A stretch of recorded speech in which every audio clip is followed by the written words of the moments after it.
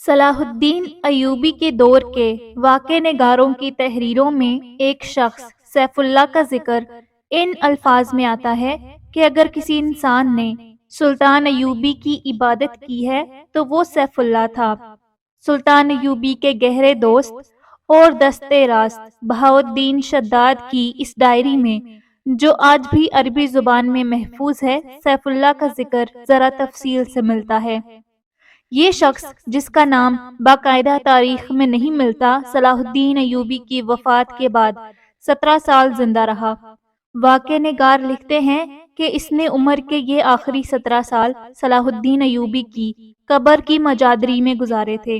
اس نے وصیت کی تھی کہ جب وہ مر جائے تو اسے سلطان کے ساتھ دفن کیا جائے، مگر سیف اللہ کی کوئی حیثیت نہیں تھی۔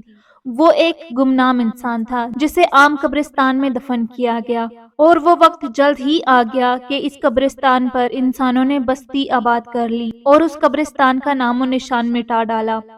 تاریخی الفاظ سے سیف اللہ کی اہمیت یہ تھی کہ وہ سمندر پار سے صلاح الدین ایوبی کو قتل کرنے آیا تھا۔ اس وقت اس کا نام میگنا ناماریوس تھا۔ اس نے اسلام کا صرف نام سنا تھا، اسے کچھ علم نہیں تھا کہ اسلام کیسا مذہب ہے۔ صلیبیوں کے پروپیگنڈے کے مطابق اسے یقین تھا کہ اسلام ایک قابل نفرت مذہب اور مسلمان ایک قابل نفرت فرقہ ہے جو عورتوں کا شیدائی اور انسانی گوشت کھانے کا عادی ہے۔ لہٰذا میگنا ناماریوس جب کبھی مسلمان کا لفظ سنتا تھا تو وہ نفرت سے تھوک دیا کرتا تھا۔ وہ بے مثال جرأت کا مظاہرہ کرتے ہوئے جب صلاح الدین ایوبی تک پہنچا تو میگنا ناماریوس قتل ہو گیا اور اس کے مردہ وجود سے سیف اللہ نے جنم لیا۔ تاریخ میں ایسے حکمرانوں کی کمی نہیں جنہیں قتل کیا گیا یا جن پر قاتلانہ حملے ہوئے، لیکن سلطان صلاح الدین ایوبی تاریخ کی ان شخصیتوں میں سے ہے جسے قتل کرنے کی کوششیں دشمنوں نے بھی کی اور اپنوں نے بھی، بلکہ اپنوں نے اسے قتل کرنے کی غیروں سے زیادہ سازشیں کی۔ یہ امر افسوسناک ہے کہ سلطان ایوبی کی داستان ایمان افروز کے ساتھ ساتھ ایمان افروش کی کہانی بھی چلتی ہے۔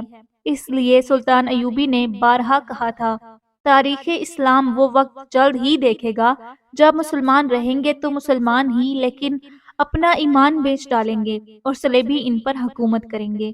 آج ہم وہ وقت دیکھ رہے ہیں۔ سیف اللہ کی کہانی اس وقت سے شروع ہوتی ہے جب سلطان ایوبی نے صلیبیوں کا متحدہ بیڑا بحیرہ روم میں نذر آب و آتش کیا تھا۔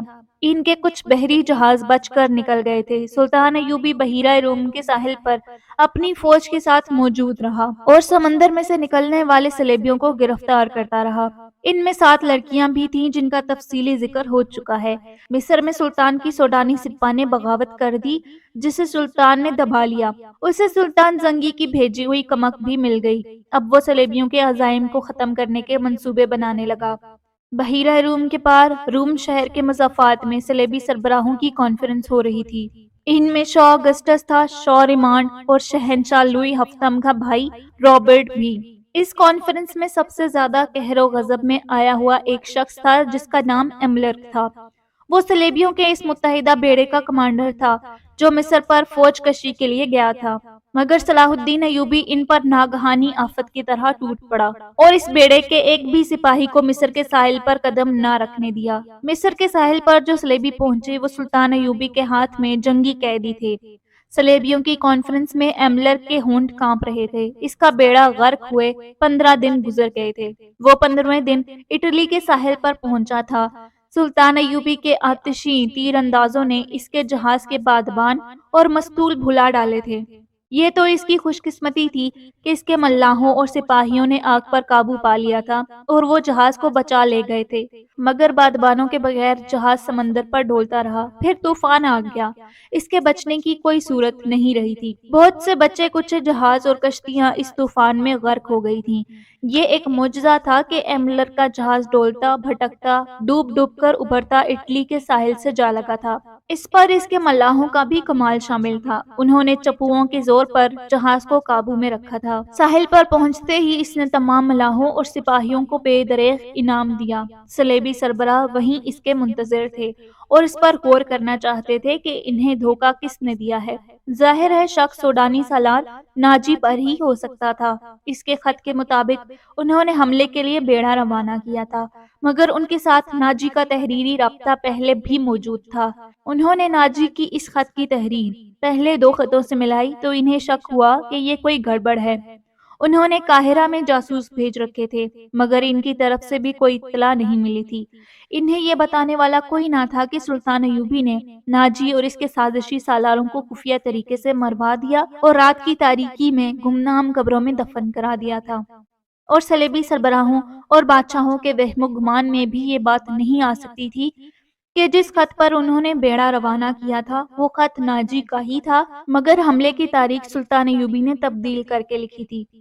جاسوسوں کو ایسی معلومات کہیں سے بھی نہیں مل سکتی تھی۔ یہ کانفرنس کسی نتیجے پر نہ پہنچ سکی۔ ایملر کے منہ سے بات تک نہیں نکلتی تھی۔ وہ شکست خوردہ تھا، غصے میں بھی تھا اور تھکا ہوا بھی تھا۔ کانفرنس اگلے روز کے لیے ملتوی کر دی گئی۔ رات کے وقت یہ تمام سربراہ شکست کا غم شراب میں ڈبو رہے تھے۔ ایک آدمی اس محفل میں آیا، اسے صرف ریمانڈ جانتا تھا۔ وہ ریمانڈ کا قابل اعتماد جاسوس تھا۔ وہ حملے کی شام مصر کے ساحل پر اترا تھا۔